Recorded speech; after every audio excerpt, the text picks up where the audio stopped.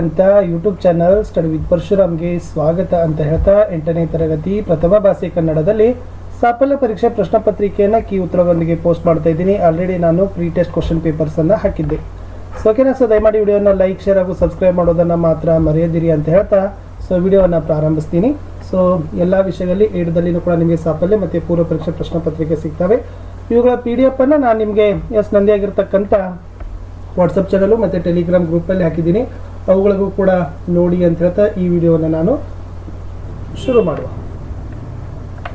2025-26ನೇ ಸಾಲಿನ 8ನೇ ತರಗತಿ ಕನ್ನಡ ಸಾಫಲ್ಯ ಪರೀಕ್ಷಾ ಪ್ರಶ್ನೆ ಪತ್ರಿಕೆ. ಮೊದಲ ಪ್ರಶ್ನೆ, ಶಿಕ್ಷಕರು ಹೇಳುವ ಪದಗಳು ಅಥವಾ ವಾಕ್ಯಗಳನ್ನು ತಪ್ಪಿಲ್ಲದೆ ಬರೆಯಿರಂತ 4 ಪ್ರಶ್ನೆಗಳನ್ನ ಕೊಟ್ಟಿದ್ದಾರೆ. ಉದಾಹರಣೆಗಾಗಿ ನಿಮಗೆ ಶಬ್ದಗಳನ್ನ ಕೊಡಬಹುದು: ಮನೆ, ಸಾಗರ, ನೀರು, ಅಸಹಕಾರ, ಮಾನವ, ಗಾಂಧಾರಿ. ಇಲ್ಲದೆ ಕೃತಿ, ಸೂರ್ಯ, ಮಿತ್ರ, ಸಂಸ್ಕೃತಿ, ಕನ್ನಡ, ಕುಮಾರವ್ಯಾಸ ಅಂತಕ್ಕಂಥ ಪದ ಅಥವಾ ವಾಕ್ಯಗಳಲ್ಲಿ ನೋಡೋದಾದ್ರೆ ಸುಖ ದುಃಖಗಳು ಜೀವನದಲ್ಲಿ ಸಮನಾಗಿರಲಿ, 4 ಭಾರತೀಯ ವಿಜ್ಞಾನಿಗಳು ಅತ್ಯಂತ ಬುದ್ಧಿವಂತರು ಅನ್ನೋದನ್ನ ಇಷ್ಟು ಮುಖ್ಯ ವಾಕ್ಯಗಳನ್ನು ಕೊಡಬಹುದು. ಎರಡನೇ ಪ್ರಶ್ನೆ, ಈ ಕೆಳಗೆ ಕೊಟ್ಟಿರೋ ಪದ್ಯಭಾಗವನ್ನು ಓದಿ ಕೊಟ್ಟಿರೋ ಪ್ರಶ್ನೆಗಳಿಗೆ ಉತ್ತರಿಸಬೇಕು. ಸೊ 4 ಸಾಲುಗಳಿದ್ದಾವೆ. ತಿರುಕನೋರ್ವನೂರ ಮುಂದೆ ಮುರುಕ ಧರ್ಮ ಶಾಲೆಯಲ್ಲಿ ಹೊರಗಿತ್ತಲ್ಲೊಂದು ಕನಸ ಕಂಡನೆಂತನೇ, ಪುರದ ರಾಜ ಸತ್ತನವಗೆ ವರ ಕುಮಾರಿರಿಲ್ಲದಿರಲು ಕರಿಯ ಕೈಗೆ ಕುಸುಮ ಮಾಲೆ ಇತ್ತು ಪುರದೊಳು. ತಿರುಕ ಎಲ್ಲಿ ಹೊರಗಿದ್ದನು ಅಂತ ಕೇಳಿದ್ದಾರೆ. ಸೊ ದ ಆನ್ಸರ್ ಈಸ್ ತಿರುಕನು ಊರ ಮುಂದಿನ ಮುರುಕ ಧರ್ಮ ಶಾಲೆಯಲ್ಲಿ ಹೊರಗಿದ್ದನು ಅನ್ನೋದು ರೈಟ್ ಆನ್ಸರ್. ಮುಂದಿನ ಪ್ರಶ್ನೆ, ತಿರುಕನು ಹೊರಗಿಕೊಂಡು ಏನನ್ನ ಕೊಂಡನು ಅಂತ ಕೇಳಿದ್ರು. ಸೊ ತಿರುಕನು ಹೊರಗಿಕೊಂಡು ಒಂದು ಕನಸನ್ನ ಕಂಡನು ಅನ್ನೋದು ಉತ್ತರ.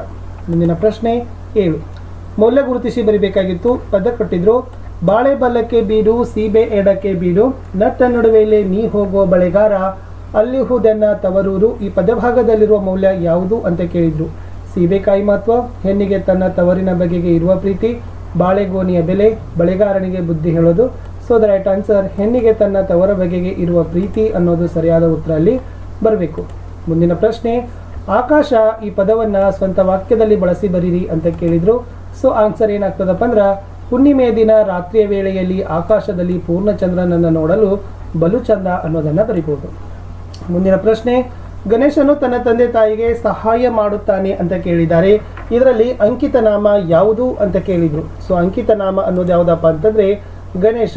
ಇಟ್ ಮೀನ್ಸ್ ಅಂಕಿತ ಅಂದ್ರೆ ಇಟ್ಟ ಹೆಸರುಗಳು ಅಂತ ನಾವೇನ್ ಮಾಡ್ತೀವಿ ಫ್ರೆಂಡ್ಸ್, ಹೇಳ್ತೀವಿ.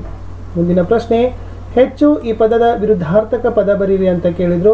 ಸೊ ಹೆಚ್ಚು ಅಂತಕ್ಕಂಥ ಈ ಪದದ ವಿರುದ್ಧಾರ್ಥಕ ಪದ ಕಡಿಮೆ ಇಸ್ ದ ರೈಟ್ ಆನ್ಸರ್. ಮುಂದಿನ ಪ್ರಶ್ನೆ, ನಿಮ್ಮ ಊರು ಯಾವುದು ಅಂತ ಕೇಳಿದ್ರು. ಈ ವಾಕ್ಯವನ್ನು ಬರೆದು ಸೂಕ್ತ ಲೇಖನ ಚಿಹ್ನೆಗಳನ್ನು ಬಳಸಿ ಬರೀಬೇಕಾಗಿತ್ತು. ಸೊ ನಿಮ್ಮ ಊರು ಯಾವುದು ಅಂತಂದರೆ, ಸೊ ನಿಮ್ಮ ಊರನ್ನು ನೀವು ಏನು ಮಾಡಬೇಕಪ್ಪ ಬರಿಬೋದು. ಸೊ ನಮ್ಮ ಊರು ವಿಜಯಪುರ ಅಂತದ್ದನ್ನು ನಾನು ಹೇಳ್ಬೋದು. ಇನ್ನು ಮಗುವನ್ನು ಈ ಪದವನ್ನು ಮಾದರಿಯಂತೆ ಬಿಡಿಸಿ ಬರೆಯಿರಿ ಅಂತ ಕೇಳಿದ್ದಾರೆ. ಸೊ ಇಲ್ಲಿ ಮಾದರಿ ಇತ್ತು ಹೂ ಪ್ಲಸ್ ಇಂದ ಹೂವಿಂದ. ಸೊ ಮಗು ಪ್ಲಸ್ ಅನ್ನು ಮಗುವನ್ನು ಅನ್ನೋದನ್ನು ಆಗ್ತದ. ಸೊ ಈ ತರನಾಗಿ ನೀವೇನು ಮಾಡಬೇಕಾಗಿತ್ತಪ್ಪ ಅಂದರೆ ಬಿಡಿಸ್ಬೇಕು. ಮಗು ಅಧಿಕ್ ಅನ್ನು ಮಗುವನ್ನು ಅನ್ನೋದನ್ನು ಬಿಡಿಸಿ ಬರಿಬಹುದಾಗಿತ್ತು. ಮುಂದಿನ ಪ್ರಶ್ನೆ, ರಾಮನು ಕಾಡಿಗೆ ಹೋದನು ಅಂತ ಕೇಳಿದರೆ ವಾಕ್ಯದಲ್ಲಿ ಕರ್ಮಪದ ಯಾವುದು ಅಂತ ಕೇಳಿದರು. ಸೊ ರಾಮನು ಕರ್ತೃಪದ, ಹೋದನು ಕ್ರಿಯಾಪದ, ಕಾಡಿಗೆ ಅನ್ನೋದು ಕರ್ಮಪದ ಅನ್ನೋದು ಆಗ್ತದೆ. So the right answer is ಕಾಡಿಗೆ ಅನ್ನೋದು ಸರಿಯಾದ ಉತ್ತರ. ಮುಂದಿನ ಪ್ರಶ್ನೆ, ಯಾವುದಾದರೂ 4 ಸಾಕು ಪ್ರಾಣಿಗಳ ಹೆಸರುಗಳನ್ನು ಬರೆಯಿರಿ ಅಂತ ಕೇಳಿದ್ದಾರೆ. ಸೊ ನೀವು ಮನೆಯಲ್ಲಿ ಬಹಳಷ್ಟು ಸಾಕು ಪ್ರಾಣಿಗಳನ್ನು ಸಾಕ್ತೀರಿ ಫ್ರೆಂಡ್ಸ್. ಹಸು, ಕುರಿ, ಕತ್ತೆ, ಬೆಕ್ಕು ಇದೆ, ನಾಯಿ ಅನ್ಬೋದು. ಓಕೆನಾ. ಆಕಳು, ಮೇಕೆಗಳು, ಕತ್ತೆ, ಕುದುರೆ ಇವೆಲ್ಲವುಗಳನ್ನು ನೀವೇನು ಮಾಡ್ಬೋದಪ್ಪ ಅಂತಂದರೆ ಬರಿಬೋದು. ಇನ್ನು 15ನೇ ಪ್ರಶ್ನೆ ಕೊಟ್ಟಿದ್ರು ಫ್ರೆಂಡ್ಸ್, ಮರದಲ್ಲಿ 106 ಹಣ್ಣುಗಳು ಬಿಟ್ಟಿವೆ, ಗೆರೆ ಎಳೆದ ಪದದಲ್ಲಿರುವ ವಿಭಕ್ತಿ ಹೆಸರು ಅಂತ ಕೇಳಿದರು. ಮರದಲ್ಲಿ ಅಂತ ಇದೆ, ಮರದ ಪ್ಲಸ್ ಅಲ್ಲಿ, ಇಟ್ ಮೀನ್ಸ್ ಮರ ಅಲ್ಲಿ ಅಂತ ಇದೆ. ಸೊ ವಿಭಕ್ತಿ ಸಪ್ತಮಿ ವಿಭಕ್ತಿ ಅನ್ನೋದು ಸರಿಯಾದ ಉತ್ತರ. ಅಲ್ಲಿ ಸಪ್ತಮಿ ವಿಭಕ್ತಿ. ಮುಂದಿನ ಪ್ರಶ್ನೆ, ರಾಣಿಯು ಊರಿಗೆ ಹೋದಳು ಅಂತ ಇದೆ, ಗೆರೆ ಎಳೆದಿರುವ ಪದದ ಲಿಂಗದ ರೂಪವನ್ನು ಬರೀರಂತ ಕೇಳಿದರೆ ರಾಣಿ ಅನ್ನೋದು ಯಾವ ಲಿಂಗಪ್ಪ ಅಂತಂದ್ರೆ ಸ್ತ್ರೀಲಿಂಗ ಅನ್ನೋದು ಸರಿಯಾದ ಉತ್ತರ ಬರಬೇಕು. ಮುಂದಿನ ಪ್ರಶ್ನೆ 17, ಮಕ್ಕಳು ಶಾಲೆಗೆ ಹೋದರು ಈ ವಾಕ್ಯದಲ್ಲಿರುವ ಕಾಲದ ಹೆಸರನ್ನ ಬರೀರಿ ಅಂತ ಕೇಳಿದ್ರು.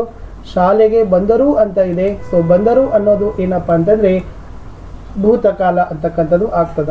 ಬರುವರು, ಬಂದನು, ಬಂದಾರು ಅನ್ನೋದನ್ನು ಬರುತ್ತಾರೆ ಅಥವಾ ಬರುವರು ಅನ್ನೋದನ್ನು ಕೂಡ ನಾವು ಭವಿಷ್ಯತ್ ಮತ್ತು ವರ್ತಮಾನದಲ್ಲಿ ಬದಲಾವಣೆಯನ್ನು ಮಾಡಬಹುದು. ಮುಂದಿನ ಪ್ರಶ್ನೆ, ನಿಮಗೆ ತಿಳಿದ ಯಾವುದಾದರೊಂದು ಗಾದೆ ಮಾತನ್ನು ಬರೀರಿ ಅಂತ ಕೇಳಿದ್ದಾರೆ. ಸೊ ಬಹಳ ಗಾದೆ ಮಾತುಗಳು ಗೊತ್ತಿದ್ದಾವೆ ನಿಮಗೆ. ಸೊ ಡೊಂಕು ಸೌದೆಗೆ ಬೆಂಕಿ ಮಧ್ಯ ಅನ್ನೋದನ್ನು ಬರಿಬೋದು. ಅಥವಾ ಉಪ್ಪು ತಿಂದವನಿಗೆ ಉಪ್ಪಿಗೆ ರುಚಿ ಇಲ್ಲ, ತಾಯಿಗೆ ಬಂಧುವಿಲ್ಲ ಅಂತದನ್ನು ಬರಿಬೋದು. ಆಳಾಗಿ ದುಡಿ ಅರಸನಾಗಿ ಉಣ್ಣು, ಮನಸ್ಸಿದ್ದರೆ ಮಾರ್ಗ. ಇವೆಲ್ಲ ಕನ್ನಡದಲ್ಲಿರ್ತಕ್ಕಂಥದ್ದು ಏನಪ್ಪ ಅಂತಂದರೆ ಪ್ರಸಿದ್ಧವಾಗಿರ್ತಕ್ಕಂಥ ಗಾದೆ ಮಾತುಗಳು. ಸೊ ಇವುಗಳನ್ನ ಫ್ರೆಂಡ್ಸ್ ನೀವೇನು ಮಾಡಬಹುದಾಗಿತ್ತು, ಬರಿಬಹುದು.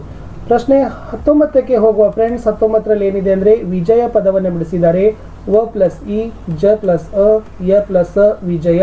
ಅದೇ ತನ್ನಾಗಿ ನಿಹಾರಿಕಾ ಪದವನ್ನು ಬಿಡಿಸಿ ಬರೀಬೇಕು. ಸೊ ನ ಪ್ಲಸ್ ಇ, ಅ ಪ್ಲಸ್ ಆ, ರ ಪ್ಲಸ್ ಇ, ಕ ಪ್ಲಸ್ ಅಂತಕ್ಕಂಥದ್ದು ಆಗ್ತದೆ. ಸೊ ಇದು ಇಲ್ಲಿರ್ತಕ್ಕಂಥ ಉತ್ತರವನ್ನು ಕೊಟ್ಟಿದೆ. ನ ಪ್ಲಸ್ ಇ ನಿ, ಹ ಪ್ಲಸ್ ಆ ಹಾ, ರ ಪ್ಲಸ್ ಇ ರಿ, ಕ ಪ್ಲಸ್ ಕ. ಸೊ ನಿಹಾರಿಕಾ ಅನ್ನೋದನ್ನು ಏನಾಗ್ತದಪ್ಪ ಅಂದ್ರೆ ಇಲ್ಲಿ ಬರಿಬಹುದು. ಸೊ ಪ್ರಶ್ನೆ ಪತ್ರಿಕೆ ಕಡೆ ಪ್ರಶ್ನೆ ಇತ್ತು ಫ್ರೆಂಡ್ಸ್.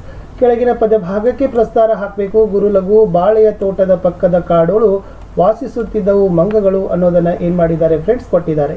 ಸೊ ಸಿಂಪಲ್ ಆಗಿ ನೀವು ಏನು ಬರಿಬಹುದು, ಬಾಳೆಯ. ಇಟ್ ಮೀನ್ಸ್ ನಿಮಗೆ ಗೊತ್ತಿದೆ ದೀರ್ಘ ಸ್ವರ ಮತ್ತು ಹ್ರಸ್ವ ಸ್ವರಕ್ಕೆ ಹಾಕುವಾಗ ಯಾವೆಲ್ಲ ಸೂತ್ರಗಳನ್ನ ಬರಬೇಕು. ಅನುಸ್ವಾರ ಆಗಿರ್ಬೋದು, ಒತ್ತಕ್ಷರದ ಹಿಂದಿನ ಅಕ್ಷರ ಅವೆಲ್ಲವೂ ನಿಮಗೆ ಗೊತ್ತಿದೆ. ಬಾ ಆ ಇದೆ ದೀರ್ಘ ಸ್ವರ, ಳೆ ಎ ಅ ಇದೆ, ತೋ ಎಸ್ ಒತ್ತಕ್ಷರದ ಹಿಂದಿನ ಪದ, ಆಮೇಲೆ ಕದ ಒತ್ತಕ್ಷರದ ಹಿಂದಿನ ಪದ. ಸೊ ಈ ಥರ ನೀವೇನು ಮಾಡ್ಬೋದಪ್ಪ ಅಂದರೆ ಲಘು ಗುರುಗಳನ್ನು ಸ್ನೇಹಿತರೆ ಹಾಕ್ಬೋದು.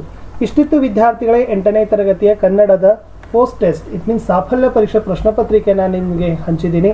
ಸೊ ಇದೇ ತರನಾಗಿರ್ತಕ್ಕಂಥ ಎಲ್ಲ ವಿಷಯಗಳು ಸಿಗ್ತವೆ. ವಿಡಿಯೋನ ಲೈಕ್, ಶೇರ್ ಹಾಗೂ ಸಬ್ಸ್ಕ್ರೈಬ್ ಮಾಡೋದನ್ನು ಮಾತ್ರ ಮರೆಯದಿರಿ. ಸೊ ಇಷ್ಟೇ ಇತ್ತು ಈ ವಿಡಿಯೋದಲ್ಲಿ ಅಂತ ಹೇಳ್ತಾ ನಾನು ಸಿಗ್ತೀನಿ ಮತ್ತೆ ಹೊಸ ವಿಡಿಯೋದಲ್ಲಿ. ಅಂಟಿಲ್ ಟೇಕ್ ಕೇರ್, ಬಾಯ್.